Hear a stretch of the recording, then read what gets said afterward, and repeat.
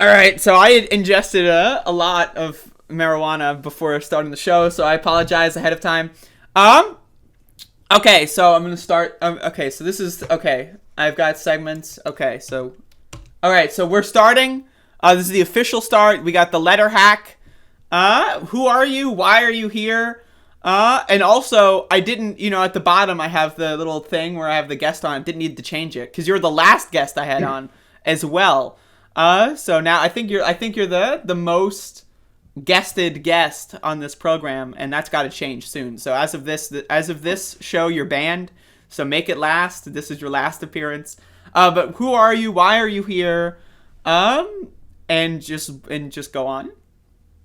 My name is Matt Strackbine, otherwise known as the Letterhack. I have lots of experience with people who have ingested edibles to small and large degrees, so I'm not really worried about this Oh, I at am. all. And I live in Boulder County in Colorado, where we just had that horrendous fire. And so I was just going to give a quick update and then also tell people how they can pitch in with the relief effort. Sure. And I would love to just also broaden that into a bigger conversation into what the hell's going on here, right? Um, Yeah. but yeah, so I remember I covered this on my show. I think it was on the last show I did of the year. And I got I was in full scale doomer mode because seeing the videos out of there was pretty incredible. Because it's there's that one photograph that someone took of the Christmas tree with the fires in the background that I thought was just perfectly sums up what we've got going on here. But you called into the majority report the other day, and you mentioned that you haven't had much rain or snow or anything in a while. So can you give us some background on more about that and how that affects the environment here and all that? Yeah, so Colorado is considered to be the high desert. So it's not exactly a desert, but it's dry. So, you'll see average snowfall for Colorado, but that's exclusively in the mountains a lot of times. And at 10,000, 14,000 feet. So that's not really relevant, right? To the people in residential areas in Denver and major cities. And so we haven't had, it was particularly bad. Usually it'll snow at least once before Halloween, um, between late December and late October, or late September and late October. But this year we didn't have any snow or rain or moisture since July. And None so, at all. right, yeah, That's none. crazy for me to think about because anywhere I've ever lived, rain is something that happens once a week, like multiple times a week. We just had a crazy rainstorm the other day that knocked the power out here. So the idea that it Yeah. just goes half a year when there's no rainfall, that's super interesting.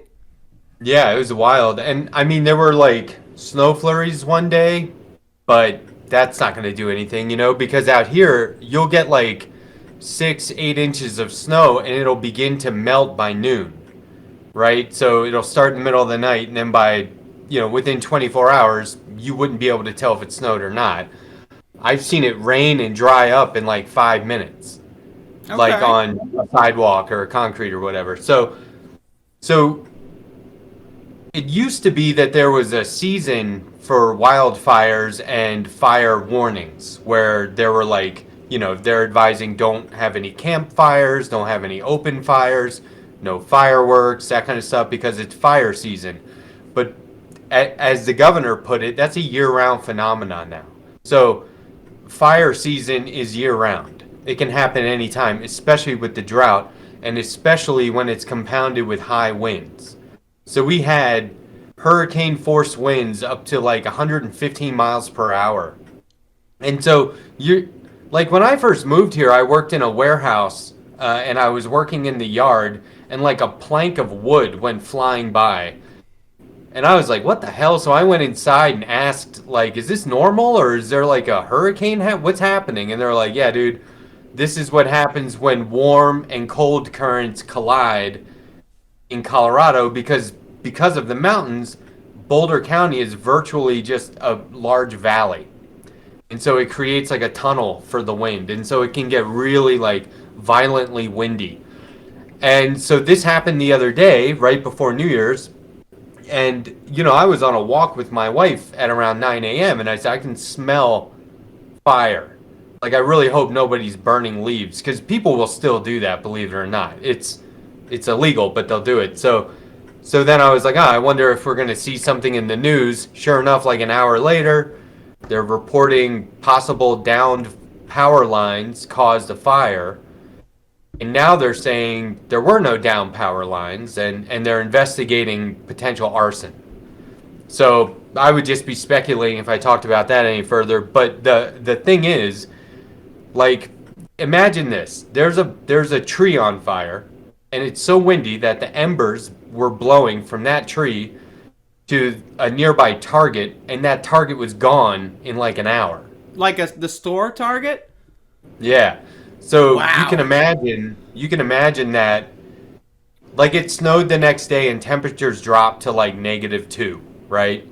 But you can imagine that had we not got that moisture, that when would it have stopped burning?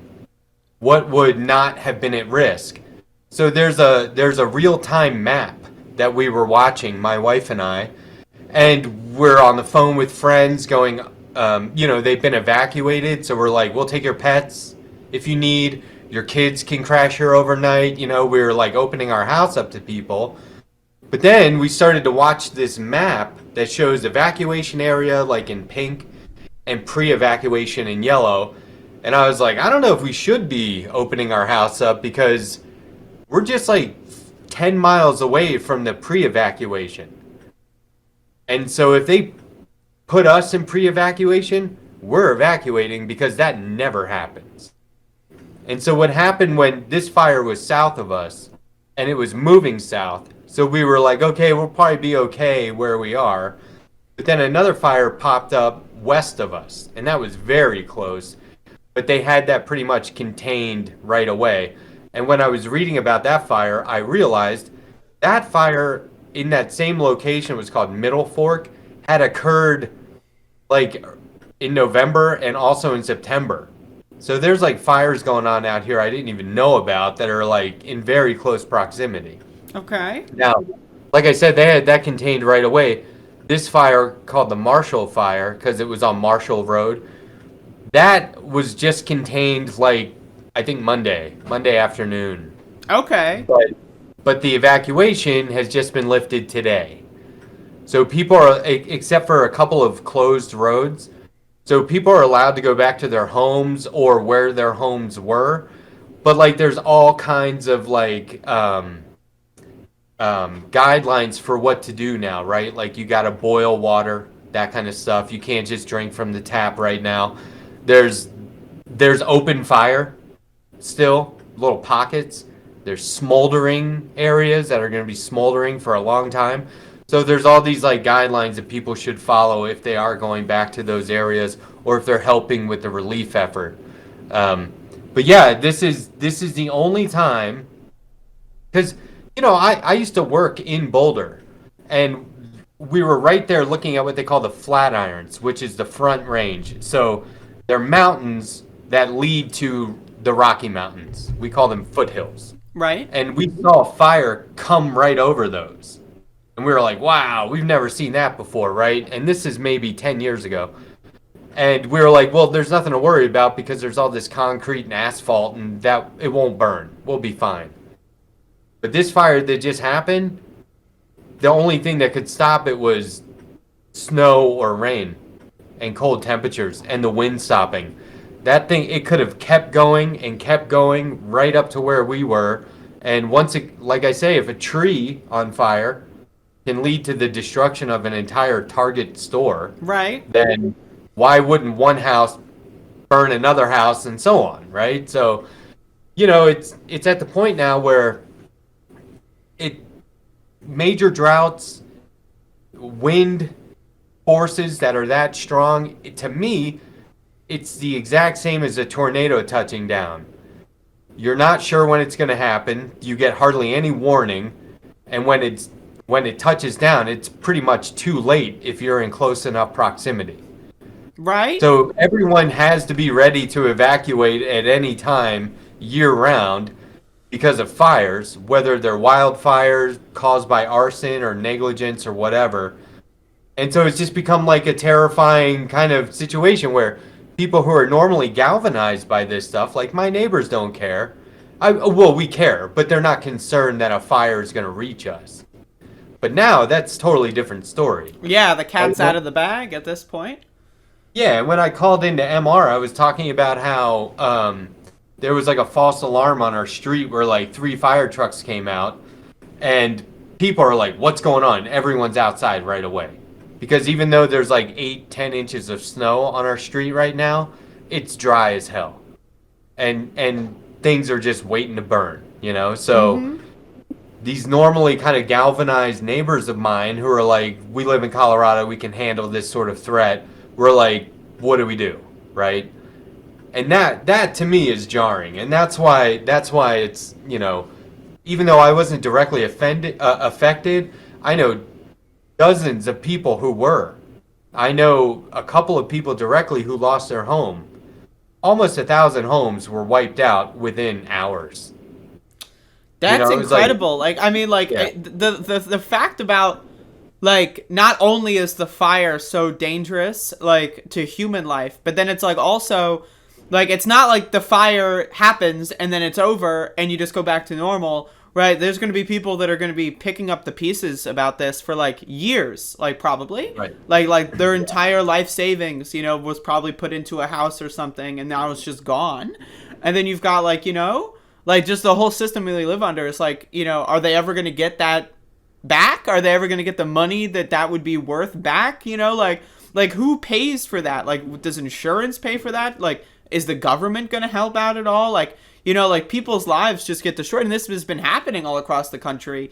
You know, especially, like, I think it was like a couple years ago when the entire Pacific Northwest was just like looked like like Mars, you know, like, it was incredible. Right.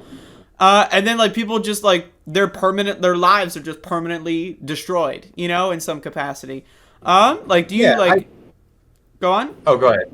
No, I was just gonna say FEMA's on the ground, but think There's about it only like so this. much they can do. Like, it's not like they can rebuild everyone's houses and the exact way that they had, and all of their sentimental, valuable things, and, like, you know, like, all that.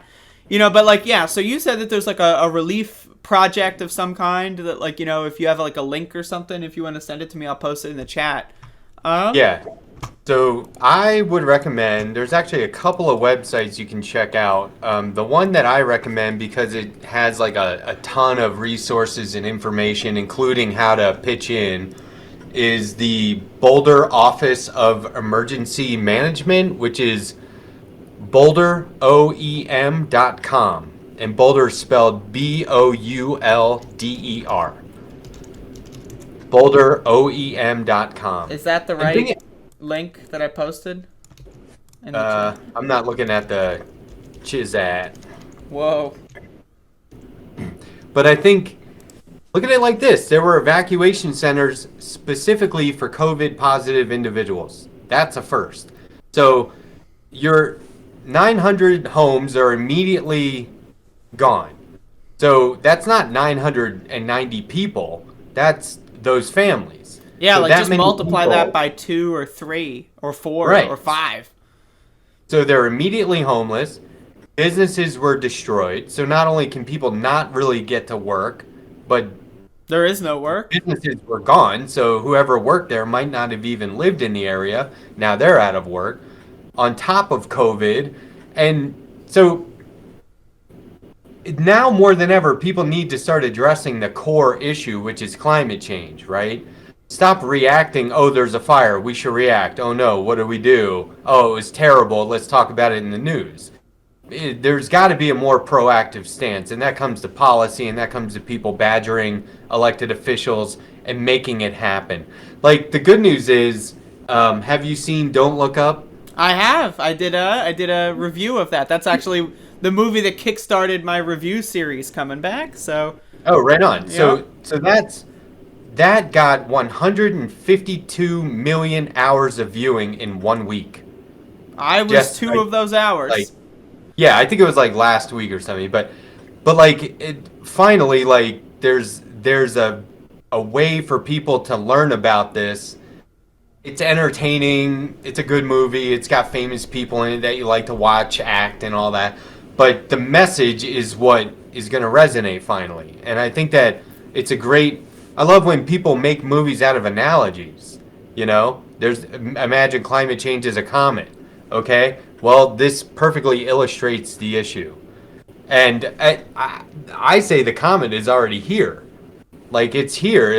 If tornadoes are happening this time of year when maybe they normally wouldn't, wildfires are happening, fires at all are just raging out of control. Like there is no better analogy for the earth burning than the earth burning, right? Like this is it. Like we're here. So, and then and okay, so there's the human factor, but what about the animals? Like I was reading about a shelter that had two employees, 30 some animals, like a pet shelter or pet sanctuary, and they evacuated as many of those animals as they could by loading them into their cars. And they fell short by like 6 or 8 dogs and cats, so they just let them go, which is what they tell you to do with livestock, pets. If there's, we had that 100-year flood out here not that long ago, and it's like a flood, and you have to fend for yourself. Now, there were people who are like, I'm staying with my pet. Forget it. I don't care if I die. I'm not leaving my pet. But the rule is like with horses and cattle and stuff, let them go and then try and gather them up in the days following the disaster.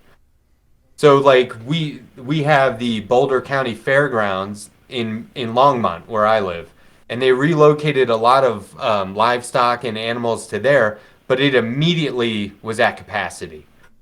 And they were like, take them here instead. But there were road closures, so you couldn't. So the only thing to do is like let them go and fend for themselves, which just sounds like terrible, but it's probably in their best interest, right? That's the thing, right? Like people always just focus on the human disaster, but like, like there are these studies that are popping up where it's like hundreds of different kinds of species are going extinct on a daily basis because of climate change, right? Like, yeah. And, we're not talking like, it's not like all zebras are going extinct, but it's like, they have all these different subsets of like birds and like, like small animals like frogs and like rainforests and stuff, right? And they're all just going away for good forever.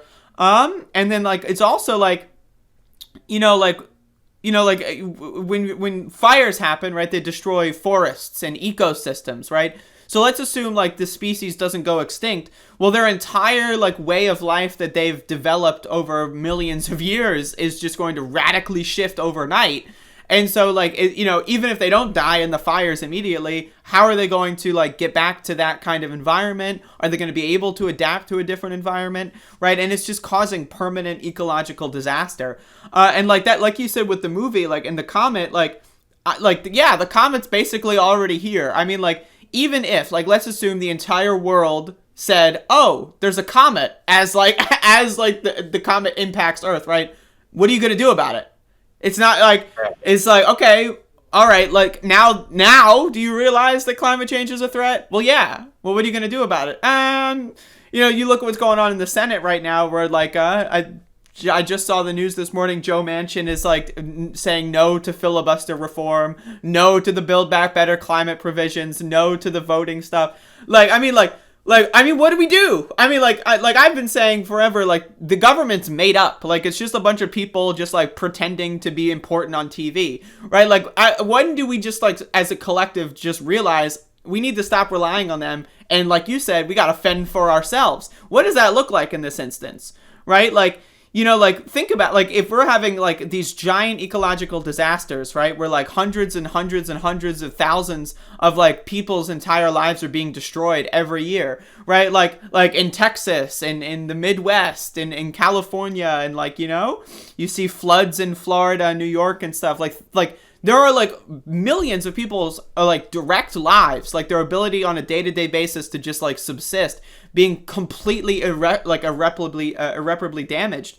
Like, what do we do about that? Like, and the idea that this isn't at all in the national conversation, and it takes, like, some goofy satirists making a funny movie to, like, even get people to pretend that this is a real thing that we should care about. That's fascinating. Right? Like, what, like, I don't know, I'm just ranting and raving, but, like, what do you think? No, you're right. I mean, Colorado has always had fire restrictions. They've always said don't. There's been like entire campaigns about how to conserve water. Like there was a slogan, "Save water, shower together." I thought that was a cool one, right? But like, there's all these. There, they try and make it funny, or they try and infuse a little humor into it. But I've seen people get ticketed for washing their car in their driveway, and they're like, "We're in a drought, man. Here's a ticket. I'm fining you, right, for using water." So we've always had that kind of thing, but that's just a reaction to the problem. Like somebody has to address the problem. There's because it's like I was saying on the Majority Report. If we had never built houses out there, there wouldn't be power lines, or there wouldn't be people barbecuing or whatever, and you wouldn't have a fire.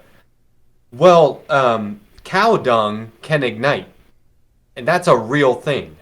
Like, literal cow shit can catch fire. It's happened out here plenty of times.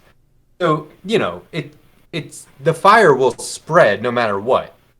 But how drastic the fire is dependent on climate change. And Right. like I said, we're in a high desert. It's always going to have those sorts of issues out here or up here. But you can address it in a way that if you start looking at things in terms of saving the planet versus how can we save these homes, you will save these homes. That's the problem. It's not like this isn't a case where one bad apple spoils the bunch. Like the whole bunch is at risk. Look, Max Max seconds it. is That's very he's good. the male person's here, so he's roaming around downstairs. Maxie, he's guarding. Um, so when I was on Majority Report on a call with them, my dog started to freak out. So I stepped outside real quick, and it's like 5 degrees.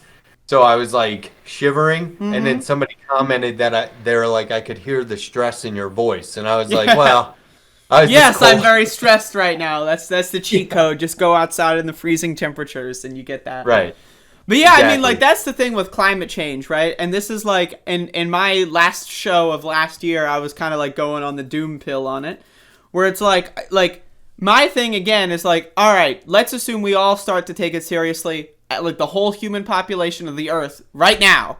Then what do we do? Like we're still fucked.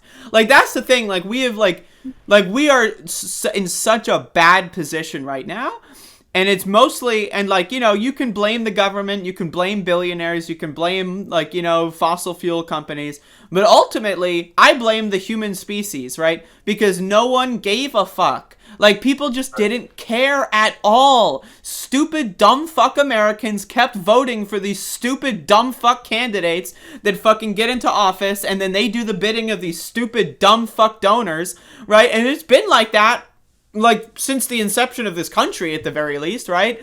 But especially over the last 50 to 100 years. I mean, like, look at the George W. Bush administration. They literally had the Halliburton, like, former CEO as vice president, aka the real president, right? Who was just making all these decisions, right? And it's just and no one cares. Like, like, most people view that as like, oh, that's an interesting little factoid. Like, they're playing Trivial Pursuit or something. How can we get people to give a shit? Right, unless it happens to them directly or in their area, or like they see how can we make people give a fuck? I don't know, because I'm a stupid kid. I have no idea what the hell's going on. I take the pedestrian approach. Of course, I utilize my social media platforms to promote people that are actively talking about these topics. I try to, but I take a more pedestrian stance, like a street level stance. Like, nah, I was just talking to somebody random who's much younger than me by like 20 years, and they were talking about politics, and I was like, look, I can tell right now, you're just paying attention to the spectacle that cable news wants you to see. They're distracting you from the real issues, whether intentionally or unintentionally. You have to focus on the real issues. And they were like, what's that? And I was like, the lobbying industry. And they said, what's that? And I was like, well, look into it, because that's the problem. It's an entire industry based on influencing policy for own personal gain, for their own profit. It's disgusting. They make millions of dollars and it has nothing to do with pushing good policy. It's pushing the policy that's going to get them paid. Now, I'm not an expert, so when I talk about this stuff, I always put that caveat out there. I might not know what I'm talking about, but I'm pretty sure like you said, the main problem is money's influence on our politicians. They are bought. It's legal bribery. They're totally paid for. They're in somebody's pocket, and they're not going to say anything. You know how whenever you question a politician, they start going, look, you don't understand. Why would you say that to a voter? Why would you say that to your constituents? Why wouldn't you say, let me help you understand? Not, okay, look, I'm the master legislator. You're just asking dumb questions. You don't know. They always start with, look, like sympathetic because right. I mean, that's the big Joe Biden one. Joe Biden loves that. Like, you know, like that one time in the primary, he was like, listen up, fat, or whatever. Like, I like, yeah. Right. But like they know they can get away with it because at the end of the day, Americans, like, now think about it this way, right? Like, how would donors be able to win elections, right? Because they can spend a lot of money on advertisements, but who are they advertising to? Dumb fuck, shithead, fuckface, motherfucking stupid, loser, fucking shithead Americans that don't fucking know jack shit. They see dumb fuck shit garbage on the TV and they go like, well, that sounds nice, and then they fucking vote for the guy. That's the ultimate problem, is that Americans are fucking stupid. They're too dumb to live. Like, I mean, seriously. Like, I mean, like schools manufacture the dumbest, lack of critical thinking, like fucking morons to go out there and get fucking minimum wage jobs to keep the fucking machine running, right? And then they want to shove TV down your throat, and the TV is all fucking manipulated to make you dumb and stupid and fucking idiots, right? And then but think about it, like if we had an entire population of intelligent, rational, critical thinkers, like these big money donors wouldn't be able to buy elections because they wouldn't be able to manipulate entire swaths of the voting population, right? And that's the thing, right? And it's not even just it's not like a Republican Democrat thing, because you look at independents are fucking stupid, right? Everyone's got their own, I'm stupid, you're stupid, we're not all experts in everything, but then there's people that that think that they're experts, oh yes, I'm an independent, I've cracked the code, the duopoly is broken, and yet they still fall for the most basic fucking shithead propaganda. And it's just is there anything you can do about it other than just sit back and fucking put the seatbelt on and laugh at the fucking show? How are we going to create a mass awakening in shithead fucking Americans, and then also just the rest of the global population? But then also it's even if we have this awakening, we're still fucked. What do we, let's imagine tomorrow 100% of the Earth's population, just besides the world leaders, so let's say 99%, they get their shit together and they understand what the real problems are. Then what do we do? Right? The solutions are so abstract. It's thinking of it's thinking of how to you would walk around in 7-dimensional space. How do we even begin to get out of this? I don't know. I'm asking you for the answer, but I don't think you know the answer. Well, like I said, I just always take a street level position on this, and it's in your day-to-day conversations, and you have to hope for a ripple effect. If somebody wants to talk to me about politics, my line is, I don't talk about politics unless you want to talk about primary elections. Because otherwise, you're just sitting here talking about the problem without any solutions. Because politics, government, it's one big theater. It's all a bunch of actors. It's performance. It's BS. And so unless you want to talk about primaries, I'm not interested. And if they go, what do you mean primaries? I go, that's where the real candidates are. Can you imagine that?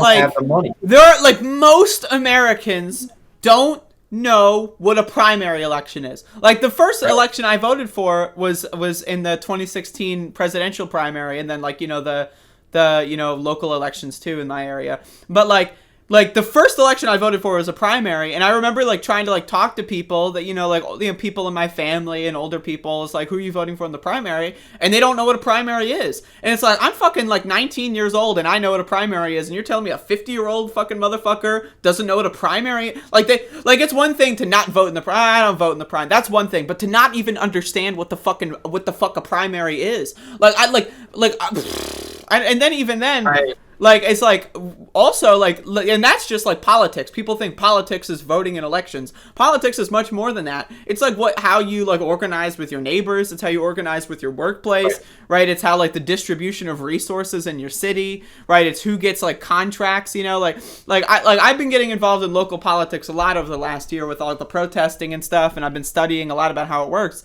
And one of the biggest things that I find to be like just so fascinating is how like when they claim that they're doing good policy, most of the time when you look into it, it's like they're like spending money on a contract with a company that they claim is going to be used for a good thing. Like, you know, it's always good things and bad things, right? So they claim this is a good thing. You look into the company that they're contracting, and it's like owned by like a fucking like, you know, like a Klansman or something, right? And it's like, you know, who's getting this money? What are they doing? How are they using it? Like, what's the net effect? And it all, like, the way I see it, government is just big, like, all it is money laundering. That's like, it's just one giant like car wash from Breaking Bad, and they're just like laundering money to all their friends and family, claiming that they're doing good things. The good things never happen, right? The rich get richer, their buddies get enriched. Like the one way you can tell, like, you know, something that I've learned is that, like, you know, when people get elected to office, even local politics, right? Like, look at the families of these people, right? Like, one of the things that I've noticed is when you see like politicians in the area,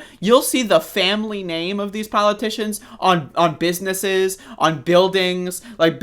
Like, and then it's like, who are these people? Well, they've got one person that was in politics, and they basically just gave contracts to all their families and enriched all of their businesses with those contracts, right? And it's just like, it's incredible. Like, the whole thing is corrupt, right? And it's just like, what do you do about that? Like, I mean, like, is voting in primaries? Like, yes, that's something we need to do, but then it's also like, there's so much more we need to do.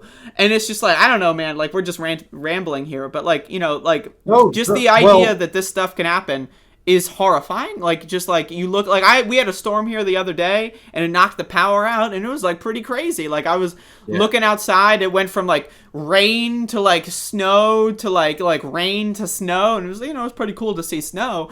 But still, it's just like the winds. Like, I was seeing like stop signs like going like this, you know, flapping around. Like, I don't know. Well, so you know how I always hear people go, hey, if you're concerned, run for office. Okay, good luck, because if you don't have money to do TV ads, you're going to spend a lot of money on not winning the election. So what I say is, if you're inclined to run for office, maybe your first step should be go work for or volunteer at your local election office, because in Boulder County, they do a very good job of sending out mailers and emails going, here's your deadline to register to vote. Here's the link to do it. It takes 5 minutes or whatever it is. Or they'll say, there's an election coming up in a month. Here's a book to talk about the positives or the arguments for and against all the policies and ballot issues coming up, right? And then they say, here are the people who are up for re-election as a judge or local office or whatever it is. And Boulder County is very, very good at that. And mail-in voting here is like rampant. Like, it's very, very good. And I wish the rest of the country would just follow our model. But there is no uniformity from county to county or state to state. It's like a mess, right? Everyone does it differently. So what I would do is, my dream job is to work at a local elections office and find a way to take that national and find a way to implement systems that, like, evidence-based processes that are successful, right? So that you can implement that across the country. It sounds massive, but in a lot of ways it sounds easier than running for office.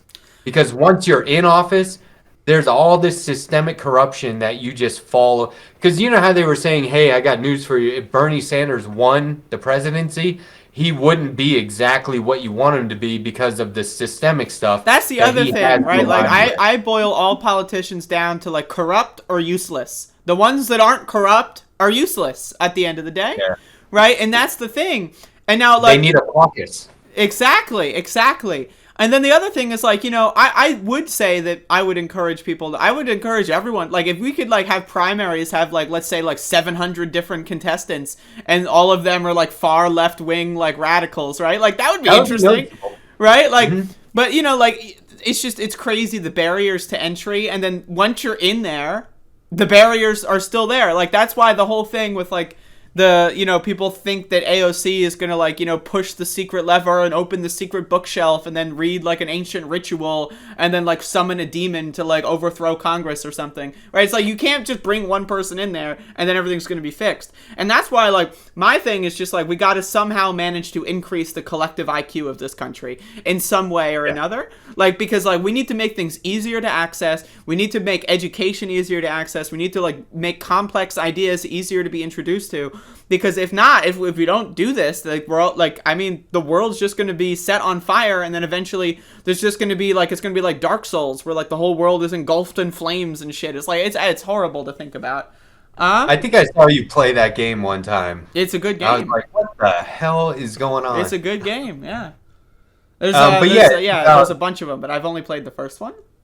It's about education, awareness, just telling people that just by awareness, it's not like, you can't just set in on your average voter, whether they're low info or somewhat informed. You can't just start hitting them with all this policy stuff and what they're doing wrong, what they should do. You just need to let them know that there are resources for increasing their awareness. It might just be up to them, but if you remind them about it, hey, did you ever sign up for those email notices? Because they're sending them out right now. They might go, oh, yeah, I should do that. So you have to start with your on the street you live with your neighbors and branch out and hope for a ripple effect. Like my right-wing neighbor, he is constantly coming at me with just stuff he heard on Fox. And I'm like, hey, man, just get out of here with the headlines. I'm talking about real influential policy changes, right? I'm talking about the real deal, not just this shit that you heard on Fox News. But, like, we talk about this while we're delivering food to the homeless and to people who, in poverty, right? Like, we're out there doing that together. That makes a difference. It doesn't matter what our personal opinions are. We're doing the work, right? We disagree on everything, but we're out there together, driving around in one car, doing the actual work. Sounds like your right-wing neighbor is a socialist to me. That's what it sounds like. I think all conservative populists are undiagnosed progressives. I think if they just took a second, because a lot of them go, BLM and communists are going to ruin the country. And I'm like, you don't know what you're talking about, right? Let's talk about what you want and what I want. And usually the one place where we totally disagree still is on immigration. Otherwise, it's like, yeah, there's a lot of disenfranchised people in this country. They could all benefit from at a minimum, the government taking responsibility for the things that they've screwed up. Subsidizing corporations and fossil fuel industry and all that stuff, and start spending some of those resources on people who actually need it and could benefit from it, and watch everything get fixed from the ground up instead of waiting for it to trickle down. So usually he and I see eye to eye on everything except for guns, immigration, that kind of stuff. There's a lot of like anxiety on his part that I don't share. My anxiety is about people like him, not people like me, right? Like, right. I don't have any guns. I'm not threatening to do any harm. I want to respect and be cool with everyone, like, obviously, or I wouldn't hang out with the guy. But so you got to keep chipping away and you got to do your best. But I think it would be great if there was a tsunami of progressives running for office all at once. You wouldn't be, the news would be covering that. You couldn't ignore it, right? And then it's like, whoever didn't win, pool your resources. Start helping out the guys who are doing better in the polls exactly. or whatever, right? That's one of the other things is like a lot of these times you see these situations where like, you like progressives like don't coalesce around one person, but like the corporate people do. Like you saw that in the primary, the 2020 primary, where all like the whole entire reason why there was 45 Democrats running. Yeah, 44 versus Bernie. That was the whole thing. Anyone that couldn't see through that doesn't know what the fuck's going on. The whole thing was so that they could have the primary debates were split into 2 nights, and of course Bernie would always be in the one with the other least popular people, right? Like they tried to organize it in such a way that it's just inundated with nonsense, and then like anyone who's like, oh, I'm shopping around for candidates, like you're picking out a fucking new pair of shoes or something, right? It's just ridiculous, right? But if we did that in the opposite direction, right, and then you had like 79 fucking Democrats running in the primary, and 78 of them are like, you know, like Bernie Sanders light, and then one of them is Kamala Harris, right? Like that's how you have to do. You have to, it's strength in numbers, but then you also have to know when to coalesce, because it's not ultimately like, it's not about the ego. It's not about like, oh, I'm going to be the one. It's about the policy, right? So it's like, you know, it doesn't matter who the vehicle is. Honestly, if I could delegate the work of being a politician to someone else, I would love to do that, right? Like, I don't want to sit there and answer phones all day. I don't want to, you know, talk. Like, that sounds like something for someone who's not antisocial like myself, right? But if I can go out there and assist them in getting there, then that's fine. But yeah, I mean, like, I don't know, like, the whole world is fucked up, and Colorado is not looking so good either. There was just quickly, I had a conversation with my brother once, and he was saying, just talking about presidential candidates, and he goes, you know who I like? And I was like, I really don't give a shit. It doesn't matter who you like. We need to all get behind the person that's going to do anything, keeping in mind, I don't really know if this is true for the president, probably on some level, but when a politician's elected to office, they spend the majority of their time fundraising. What if and why? For TV ads? Well, what if that wasn't necessary? What if there were alternatives that were, people were more aware of the alternative to just, oh, well, I keep seeing this one name on TV. He's probably worthwhile. No, that just means he collected enough money. Collecting money isn't necessarily like a morally upright thing to do. A lot of times there's favors, deal making, all backroom stuff, right? All like under the table, and that either starts out corrupt or leads to corrupt. Mm-hmm. And we ended that conversation with gerrymandering, where I was like, it doesn't matter who you pick for the candidate if people can't get to the polls to vote at all. Right. So there's all these like low-level grassroots things that you won't hear most politicians talk about, even if it would benefit them to discuss it, like gerrymandering. Because at the end of the day, they can raise money off of having an opposition. They can raise money off of the wrong person being in office. And it's just that's the problem, yeah. The iron law of institutions, where people are more they want to have their own like power within their bubble rather than the collective power of the bubble, right? So that's the problem with the Democratic Party, is they don't give a shit. Like, you know, all that, like, they want to be the leader of the Democratic Party. They don't want to be the leader of the country. They just want to be the leader of the party. And if it just so happens every once in a while, like, the moons align and Saturn, like, glistens off of Jupiter, and then maybe they become the leader of the country for 2 years. Like, that's just, like, they're trying to get to the end of that as soon as possible, you know? It's, right. I don't know. It's crazy. I want to talk about another thing here, because this came in the mail. We're going to be shifting.